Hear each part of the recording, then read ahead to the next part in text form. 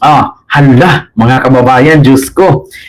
Joel Villanueva at Mark Villar, bakit hindi kasama sa nagpetisyon, no, para ipawalang bisa ang pagiging acting Senate President, no, ni Gatchalian sa Supreme Court? Bakit wala ang kanilang pangalan? So ibig sabihin pa, mga malalakman naman natin to ngayon. Eto na nga. Babasahin ko mga kababayan, bago ko i-play ang video, basahin ko muna. Ito po mga kababayan, Cayetano Black file petition on Senate leadership dispute. So nag-file po at naghain po ng petisyon, mga kababayan, ang grupo, ayan po, ang grupo ni Cayetano sa Supreme Court para ipawalang bisa, no, ang pagiging acting Senate President, no, ni Gatchalian. Akala ko ba, sabi ni Cayetano, pag naging 13 na sila, handa akong bumaba. Ako pa mismo. Bakit ngayon may filing na? Bakit nagpipetisyon? Anong meron? Akala ko ba tanggap niya pag naging 13 na?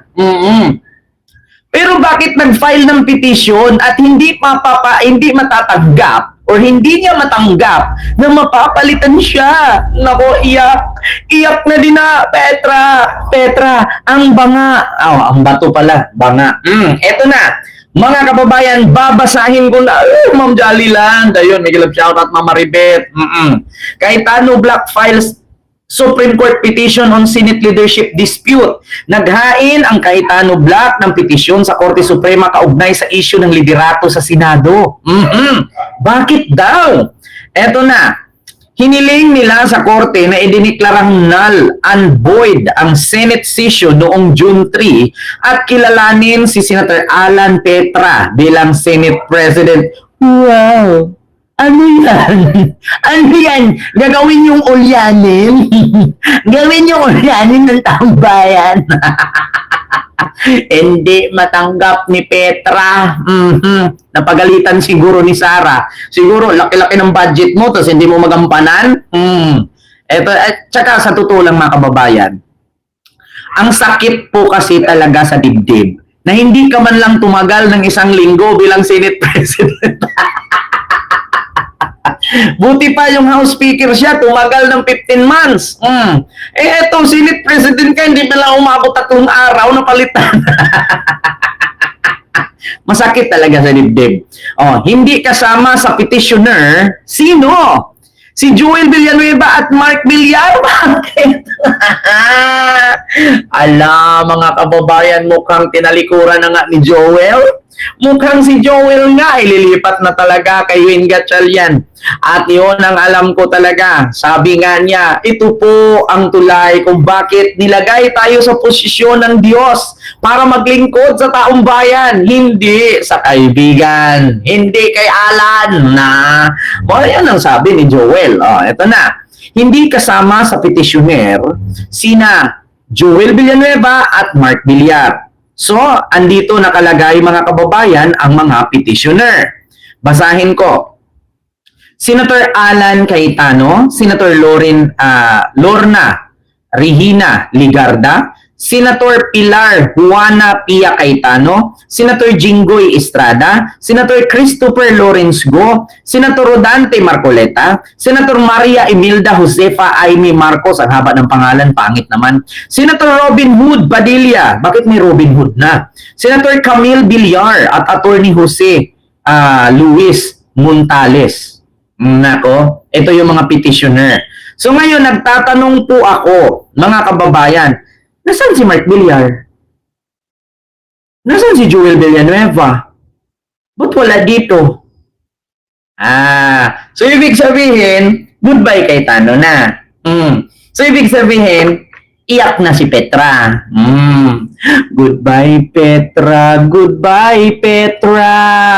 Hindi ka man lang tumagal ng 1 linggo. Alam nyo yung naging Senate President ka, tapos hindi na lang tumagal ng 1 week na palitan na. Di ba ang saklap? Tapos may balak pa, gawin daw 12 ang boto para makonvict si Sara. So ano yun? Hindi ka na nga nagtagal Senate President, tatakbo, papalitan mo ng Vice President si Sara. Petra, iyak, Petra, iyak. Di ba? Mami J, Mamis JC. And kay Ma'am Junalyn Lucawa, hello po sa iyo dyan. Nako, eto na nga mga kababayan, kawawa nga si Petra. Like po tayo mga kababayan. Nanay Minda, hello po Mama na Alsara. Hello po sa iyo dyan. Wa na mga kababayan. Pinalitan na. Wa na, Diyos ko. Luya kayo, oy. Wa na mga kababayan. Hindi tumalab, no? Nagpetisyon, pero saan? Hindi po sumama si... Sino to? Ano ba to? Kung feeling niyo po, hindi pa rin matatapos yung dispute. Ito nga mga kababayan, no? At least nabasa natin. No? Alam ko nasa ano to nasa news, no? So, yun nga ang katotohanan mga kababayan na hindi po si Joel Villanueva at si Mark Villar kasama sa petitioner para ipawalang bisa ang pagiging Senate President, no, ni Gatchalian, no, null and void. So mga kababayan, yun nga nangyari.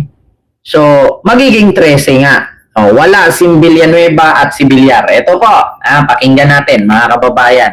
Isinend na sa akin ng aking source. Ito, buksan natin. Papak. Senior updates. May ads lang ha. Like tayo mga kababayan. Share. Get the out today. Like. The details, we have mobile journalist Merimon Reyes. Merimon, go ahead. Diego, good afternoon. Kaninang around noon, nagsalita si Senate President Pro Tempore Sherwin Gatchalian in an ambush interview at sinasabing nanlilin lang daw at nagdudulot ng pagkagulo itong dati kongresistang si Mike Defensor dahil sa kanyang announcements online na may isasagawang hearing ang Blue Ribbon Committee ngayong araw. No? Ayan na. Pakinggan natin. Billionaire News Channel. Umabot na sa Korte Suprema ang gridlock sa Senado. Nagpasaklolo na si Senador Alan Peter Cayetano sa SC. Bakla! Nagpasaklolo ang bakla.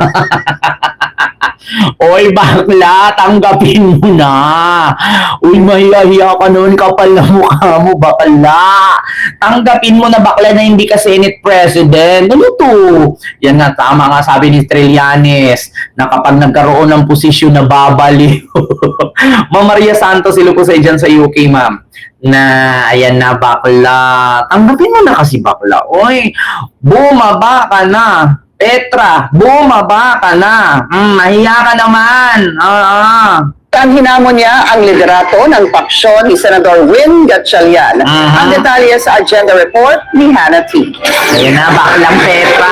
Nang dumulog sa Korte Suprema ang kampo ni Senator Alan Peter Cayetano, naghain sila ng petisyon para ipawalang bisa ang pagbabago ng liderato sa Senado noong June 3. Iyon ang nagluklok kay Senator Win Gatchalian bilang acting Senate President. Giit nila, walang sapat na quorum ang sesyon, kaya illegal umano ang mga naging aksyon dito. Ano yun? 12 lang daw na senador ang dumalo sa sesyon. At dahil dito, wala raw sapat na bilang para ideklarang bakante ang mga posisyon. 12 sila, 10 lang kayo. Yun ang totoo. Paano naging illegal? Ma'am Alice Daro Kahilo po. 12 sila, 10 lang kayo. Kung tutuusin ni, dapat hindi ka na Senate President. Kasi bakit? Kung biglang mag-eleksyon, talo ka. Bakit? 10 na lang kayo. 12 na sila. Sa liderato ng Senado, maghalal ng mga bagong opisyal at magsagawa ng reorganization ng mga komite. Bahagi ng petitioners, sina Cayetano at kapatid niyang si Senator Pia, Senators Loren Legarda, Jinggoy Estrada, Bongo, Rodante Marcoleta, Amy Marcos, Robin Padilla at Camille Villar na kilalang kaalyado ni VP Sara. Kasama rin sa naghain ng petisyon si Cayetano appointed Senate Secretary Jose Luis Montales. Kapansin-pansin namang hindi kasama sa mga petitioner, sina Senators Mark Villar at Joel Villanueva. Paano ba naman kasi? ayaw niyong tanggalin sa maleta eh.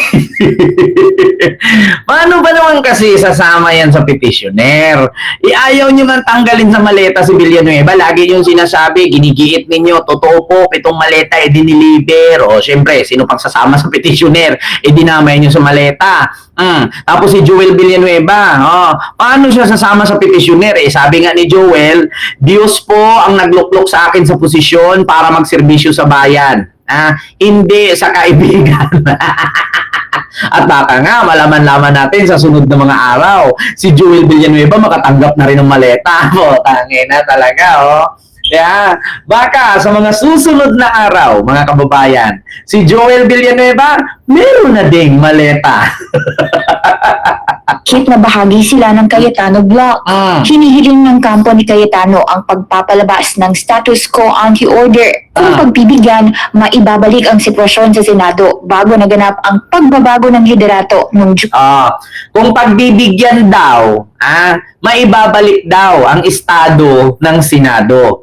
Paano kung pinayagan ka ng Korte Suprema tapos bigla kang ikinudita na naman, double bid ka, butya ka na yan, mabubutya ka, bakit? Andiyan na si Joel, andiyan na si Mark Villar, mabubutya ka, wag mo nang pilitin kay Tano, masaktan ka lang, hindi ka nga binoto bilang Vice President, tapos ngayon pagpilitan mo, alam mo yun, sa totoo lang, ako po yung nananawagan kay Senator Gatchalian, pagbigyan mo na yan, ibigay mo na sa kanya yan, bakit? Yung tumakbo nga Vice President yan, hindi nga gusto ng tao. Pagbigyan mo na. Pagbigyan mo na, Senator Win. Ibigay mo na sa kanya yung posisyon na yan. Tapos, magkudita kayo, ipamukha mo sa kanya kung ilan ang buboto sa'yo. Ibigay mo na. Pagbigyan mo na. Kawawa naman, tumakbo nga yan kasama kay Digong, hindi nga binoto. Pagbigyan mo na, Senator Win. Kabinoy, we club shout out. Nako.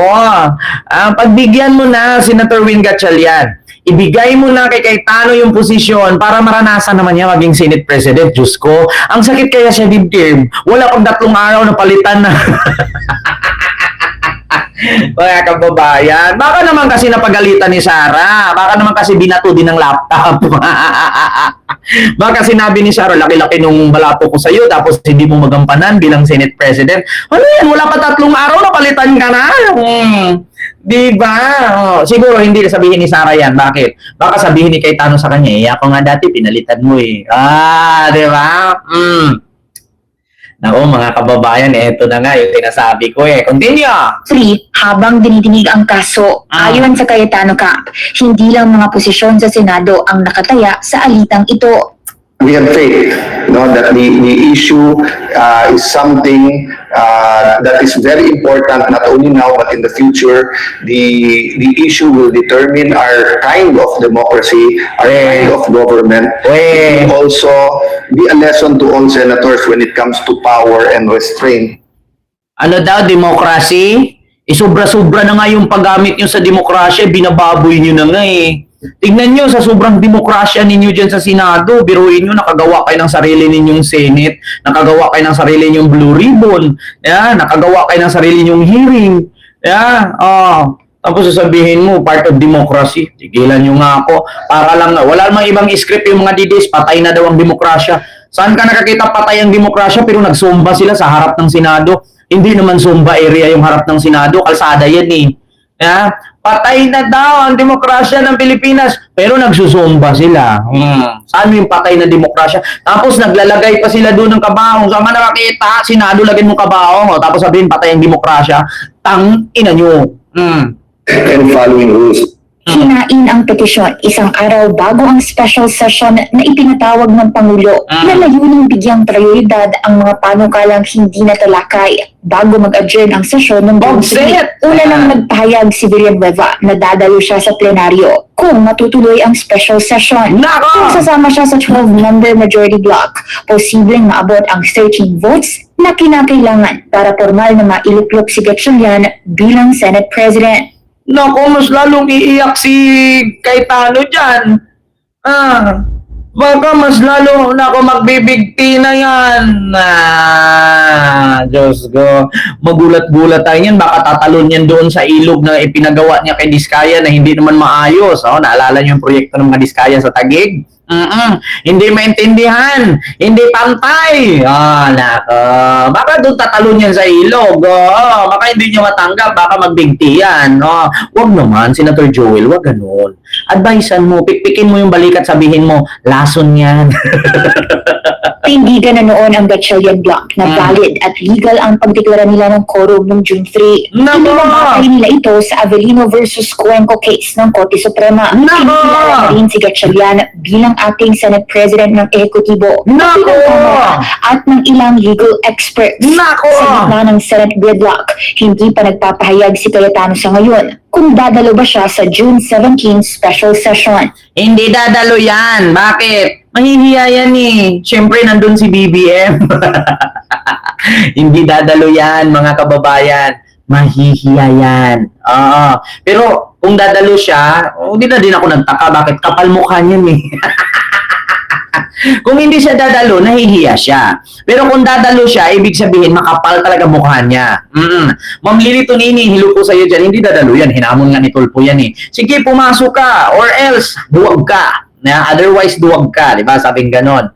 Nako, papo sa'yo kay Tano, mag-resign ka na lang. Mag-resign ka na lang, bumaba ka na dyan, di ba? Achilles, shoutout po sa'yo dyan. And kay Ma'am Lili Tonini, and kay Fogset. Nako, BMB Sen, hilo po sa'yo dyan. Para sa agenda, Hannah T. Binario News Channel. Pinipigilan daw ni Senator Alan Peter Cayetano ang paglipat ng dalawang senador sa Gatchalian Block. Hala! Ayon kay Senator Erwin Tulfo, handa na mag-over the background ang dalawa. Pero tinatakot umano sila ng kampo ni Cayetano. Hala! Pinapalaan din daw sila na maharap sa backlash mula sa mga troll at vlogger. Kung Akala ko ba ang Gatchalian Block ang nanggigipit? Akala ko ba ang Gatchalian Block ang nananakot? Bakit? Handa na ba daw sa backlash at titirahin daw ng mga vloggers? Bonggo Ito pero para sa akin mga kababayan, nagbago na po. Kwentuhan ko kayo ganito yan. Di ba ang sabi ninyo, ang sabi kasi dito ni Erwin Tulfo, dalawang senador handa nang lumipat ng bakod pero natatakot sa backlash or magsialisan ng mga supporters at bashing ng mga trolls at vloggers.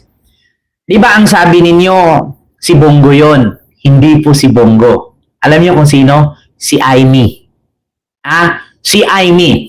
Yan ang nakarating sa aking isang source. Tawagin natin sa pangalang Alexis. Ang aking source na litap-tap si Alexis. Makikita nyo yan siya sa Pornhub. Si Alexis.